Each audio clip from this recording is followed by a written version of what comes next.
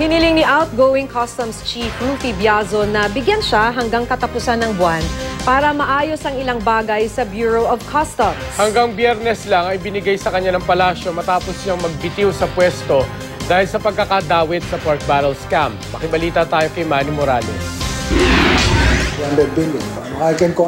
Handa raw linisin na outgoing Customs Chief Rufy Biazon ang kanyang pangalan. Kasama si Biazon sa ikalawang batch ng mga inireklamo ng Department of Justice sa Ombudsman kaugnay sa pork barrel fund na napunta umano sa bogus NGO ni Janet Lim Napoles. Dating kinatawan ng Muntinlupa si Biazon. Well, in a fair justice system, I'm very optimistic that I will clear my name. That's the most important thing at this point. Sigurado raw si Biazon na wala siyang naging transaksyon sa mga whistleblower at kay Napoles. Nagbitiw raw siya bilang customs chief, hindi dahil guilty, pero dahil naniniwala siyang ito ang tamang gawin. Para sa akin, maapektuhan ako until proven guilty.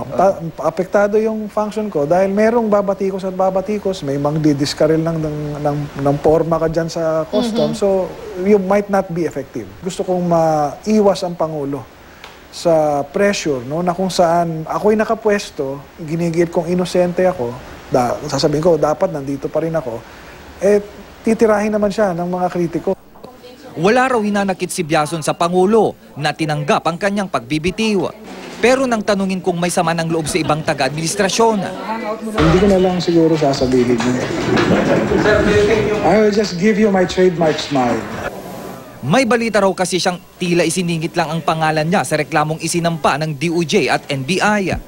Siguro pagka nakakalap tayo ng sapat na impormasyon at ebidensya, ano rin natin, pag-uusapan din natin ng mabuti yan. Pero sa ngayon, puro balita or chismis pa lang ang naririnig ko. Pinabulaanan ito ni Justice Secretary Leila De Lima. There's no such thing, yung paghahabol. Ang nagiging proseso sa NBI is kapag nakukumpleto na yung mga dokumento na kailangan, isasama na.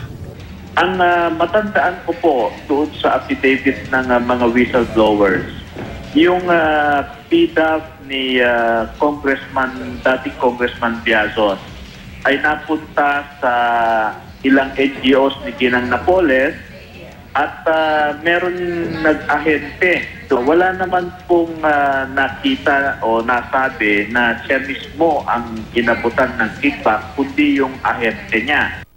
Nasangkot man sa kontrobersya, handa raw muling bumalik sa serbisyo publiko si Biazon. The people in my district know the service that I gave during my term as congressman. So, that's an option. And sa akin, going back to public service is, I find fulfillment there. Ayaw naman niyang magrekomenda ng papalit sa kanya. Ayon kay Presidential Communication Operations Office Secretary Sunny Coloma, si Finance Secretary Cesar Purisima ang bahala rito. Natanong din si Secretary Coloma kung gaya ni Biazon, dapat din bang magsumite ng irrevocable resignation ni Energy Regulatory Commission Chairperson Zenaida Ducot, na naharap din sa parehong reklamo. Sinasabing si Ducot ang tumanggap ng kickback para sa 6 na inirereklamong mambabatas. Wala pang payag si Ducot. Kabilang din sinireklamo si dating Ilocos Representative Salak ni Baterina. Nakakickback daw siya ng 7.5 million pesos. Hindi ko alam yung charges. Hindi ko alam yung situation.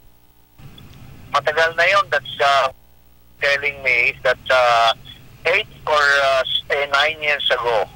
Manny Morales, Nagbabalita, Pilipinas.